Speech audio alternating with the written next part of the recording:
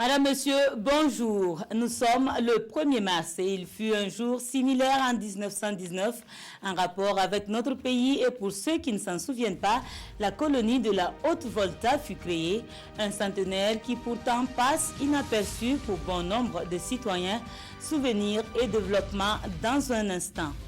S'informer, se cultiver pour mieux vivre ensemble, une philosophie portée par l'OIF, partenaire du FESPACO, et pour une meilleure vulgarisation de la connaissance, elle se veut plus accessible aux citoyens à travers l'ouverture d'une bibliothèque et d'un centre multimédia. 7000 ouvrages et une dizaine d'ordinateurs mis à disposition par la secrétaire générale de l'organisation. Nous développons cette actualité dans cette édition.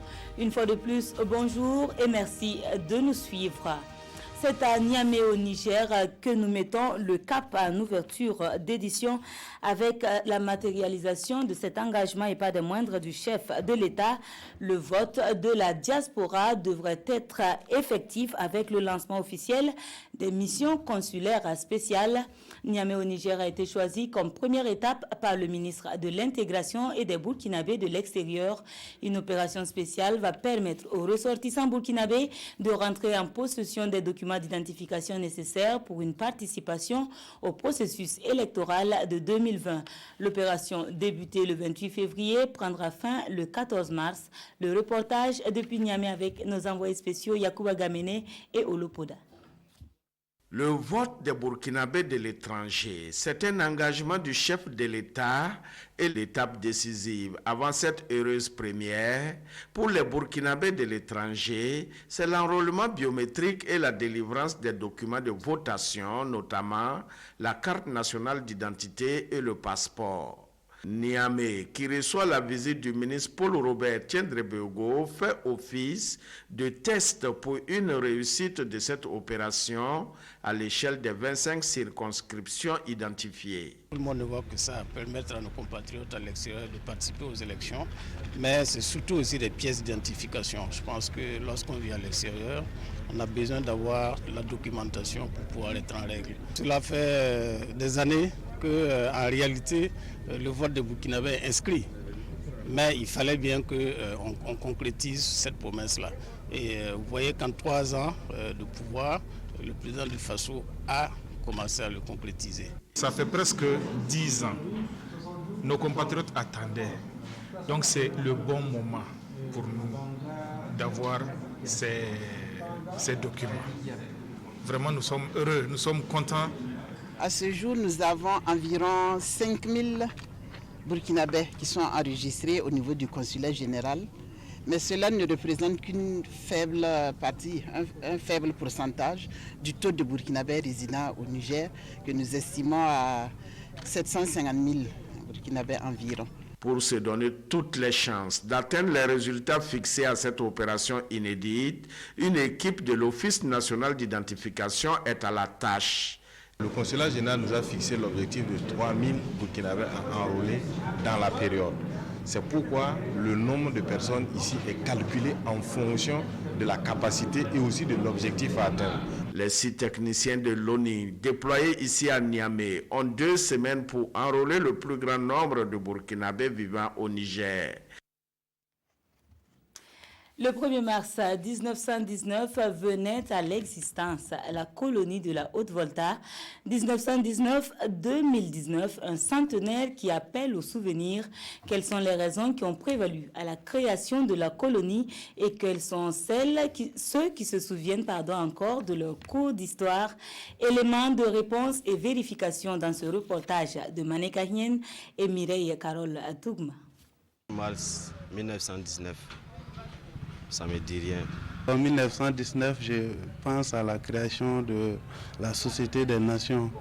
Voilà, mais particulièrement au Burkina Faso, cette date me dit moins de choses. Le 1er mars 1919, c'est ça.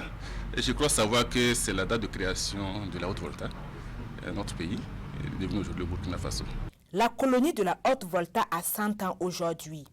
Ancienne colonie de l'Afrique occidentale française, elle est créée en 1919, précisément le 1er mars. Le 1er mars 1919, par décret, la Volta fut créée suite au démembrement du Haut-Sénégal-Niger qui regroupait les actuelles républiques du Mali, du Niger et du Burkina Faso. C'était une très vaste colonie et l'administration n'était pas facile dans la mesure où l'administrateur était un peu éloigné des administrés. Cette époque, certains s'en souviennent de par l'histoire racontée par leurs parents ou à travers des recherches sur ce passé. Et le 1er mars 1919, pour moi, représente l'acte officiel de la soumission et de la dépendance. Et dans un de mes écrits, j'ai dit « Comment ont-ils pu vaincre sans avoir raison ?» Pour eux, c'était un acte officiel, ils disent, de pacification. Mais en réalité, c'est beaucoup de frustration qui était dedans. C'est bien de s'en souvenir, mais pour nourrir l'indépendance, la souveraineté et la dignité. Le nom de la Haute-Volta vient de la Volta, fleuve traversant la zone, et les habitants appelés les Voltaïques. Le 5 septembre 1932, la Haute-Volta fut supprimée avant d'être reconstituée le 4 septembre 1947. Un autre regard sur cette date de 1919, celui de l'historien Pierre Claver-Hienne. L'importance de son contenu nécessiterait, selon ses dires, une meilleure commémoration. Il s'exprime au micro de Jean-Emmanuel Ouedraogo. L'ossature de l'administration territoriale que nous avons aujourd'hui provient donc de la création de la Volta et de l'organisation du territoire par le gouverneur Essling. Il a créé des cercles que nous allons par la suite ériger en région, etc. Et dans le moyen terme, je pense que cette entité artificielle, au départ, a, pendant 13 ans, mûri. L'esprit d'être les mêmes dans une entité artificiellement créée s'est renforcé, tant et si bien qu'il y a eu une naissance précoce du patriotisme, voire du nationalisme à Haute-Volta, lorsque le colon a décidé de supprimer cette colonie, donc en 1932. Maintenant, si vous prenez de long terme, il faut être clair là-dessus. Si nous avons aujourd'hui un territoire national que nous défendons, dans des frontières connues, si nous avons une identité nationale, c'est la conséquence lointaine de l'acte de 1919.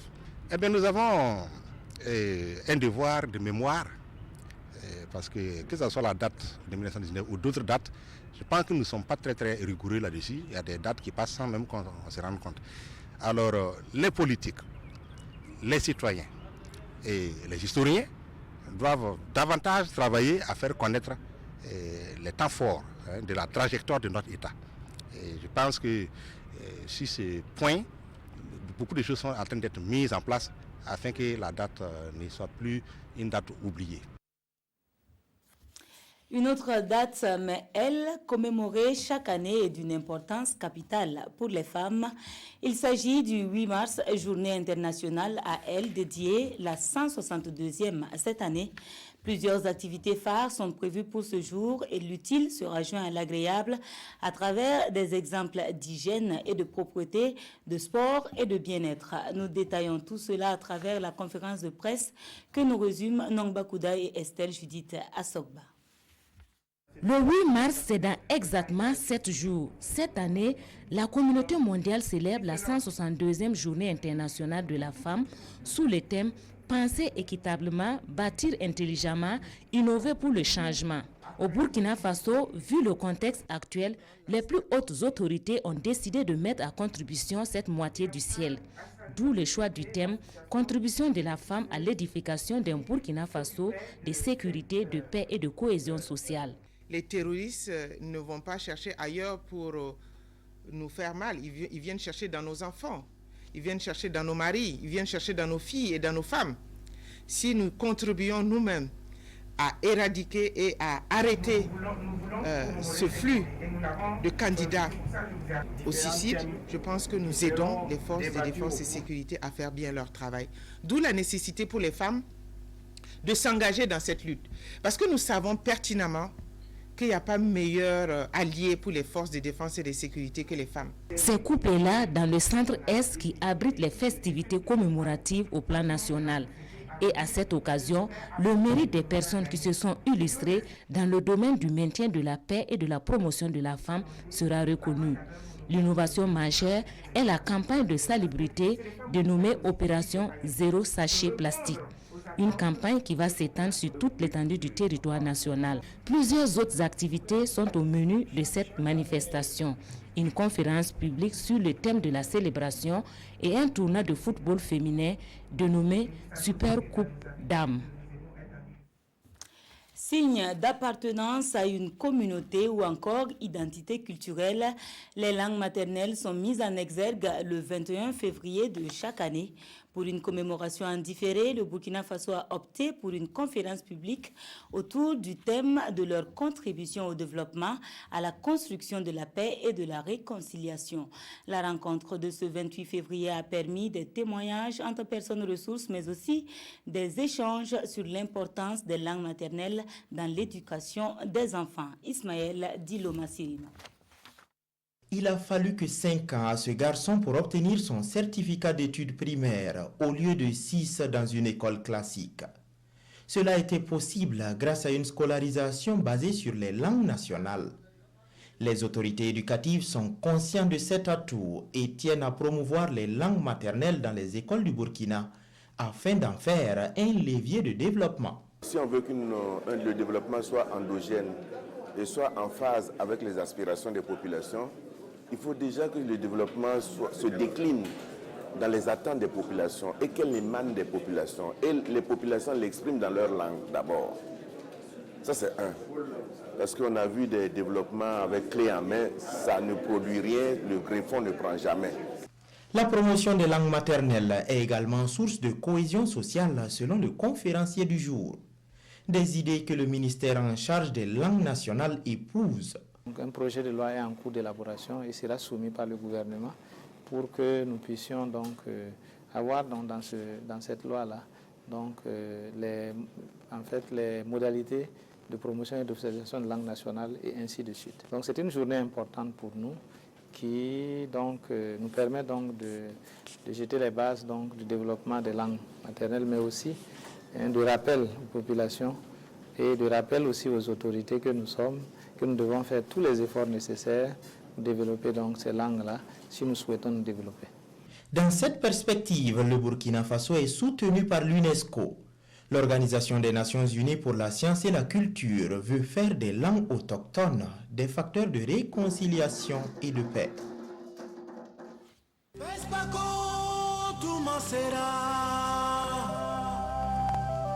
Cinéma africain, tous les 2 ans, ça se passe au Burkina. Nous en venons à la page spéciale FESPACO avec tout d'abord ce renforcement des liens entre la Biennale et sa partenaire de l'OIF, l'Organisation internationale de la francophonie. L'OIF qui prône le vivre ensemble par l'accès et le partage de connaissances. Et c'est ce qui a conduit à l'ouverture ce 28 février par la secrétaire générale de la dite organisation d'un centre multimédia et d'une bibliothèque. 7000 ouvrages et une dizaine d'ordinateurs sont mis à la disposition du public. Le témoignage du lancement avec Paul David Bambara et Sanouha Christine Koulibaly. Voilà qui redonne officiellement vie au Centre multimédia et bibliothèque de la Commission nationale pour la francophonie. Ce centre créé en 1998, puis ravagé par un incendie en 2010, renaît donc de ses cendres avec un fonds documentaire d'environ 7000 ouvrages et une dizaine d'ordinateurs. Sa mission, contribuer à faire reculer les frontières de l'ignorance au Burkina Faso. Nous avons trouvé des ordinateurs, des livres qui étaient entreposés dans des cartons. Nous les avons sortis pour qu'ils soient plus utiles à la jeunesse, à faire des recherches, à être connectés au monde. Notre monde, l'ordinateur, l'Internet et tout constituent des tremplins de possibilités de connaissances et à l'extrême. Mon plus grand souhait, c'est que la jeunesse entre dans ce centre et tire profit de toutes les connaissances qu'elle peut tirer. S'informer et se cultiver pour promouvoir le vivre ensemble, c'est l'esprit qui sous-tend l'ouverture du centre. Un centre qui revêt un intérêt particulier pour l'Organisation internationale de la francophonie, OIF. Ce centre se situe à l'intersection de plusieurs objectifs de la francophonie, à savoir l'éducation, la connaissance de l'autre, le vivre ensemble et le numérique. Agrandir le centre et étendre ses tentacules hors de la capitale Ouagadougou sont les projets d'avenir de la Commission nationale pour la francophonie en collaboration avec l'OIF. Le prix Houphouët-Boigny pour la promotion de la vision du festival panafricain, initié par le Conseil de l'Entente, il permet de mettre en lumière les jeunes réalisateurs.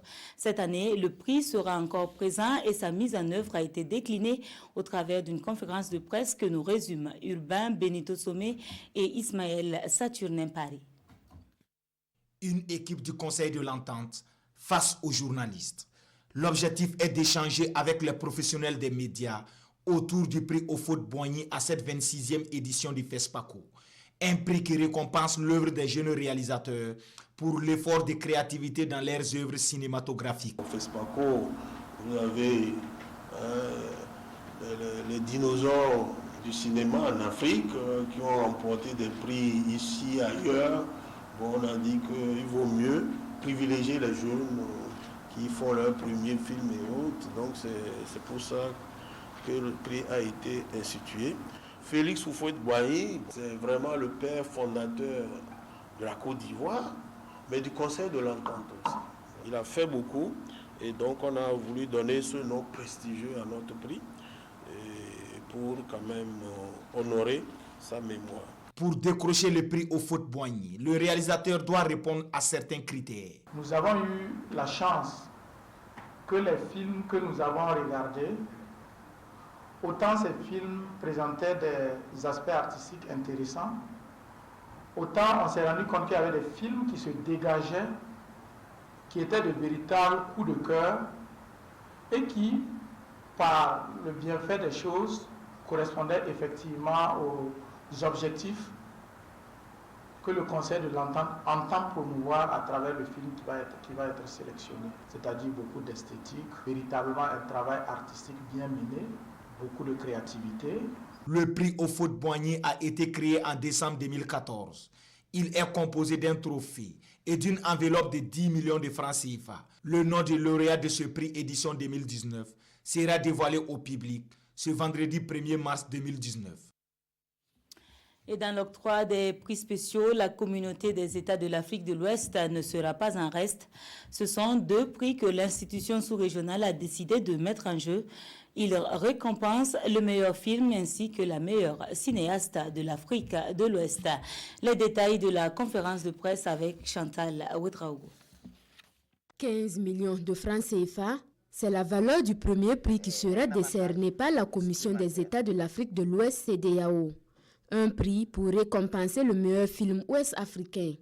Cette année, l'institution innove à travers la création d'un second prix pour promouvoir les femmes cinéastes. Ce prix s'élève à 10 millions de francs CFA au profit de la meilleure œuvre féminine de l'espace ouest-africain. C'est pour promouvoir la créativité des artistes, des cinéastes ouest-africains et aussi mettre en exergue les valeurs d'intégration mais aussi de développement. Donc, le film devrait traiter des valeurs d'intégration, mais également aussi tenir compte des valeurs essentielles de développement durable qui sont très chères à la CEDEAO, pour encourager aussi la créativité des femmes. Si vous prenez la sélection officielle, les 20 films de la sélection officielle du FESPACO 2019, il n'y a qu'une seule femme de l'Afrique de l'Ouest. Les lauréats de ces prix CEDEAO seront connus ce 1er mars et les prix seront remis par le président de la commission à la cérémonie officielle de clôture. Face à la presse, les représentants de l'institution dressent un bilan satisfaisant de leur participation à la 26e édition du FESPACO. Et demain dans la soirée, ce sera déjà fini pour le FESPACO 2019.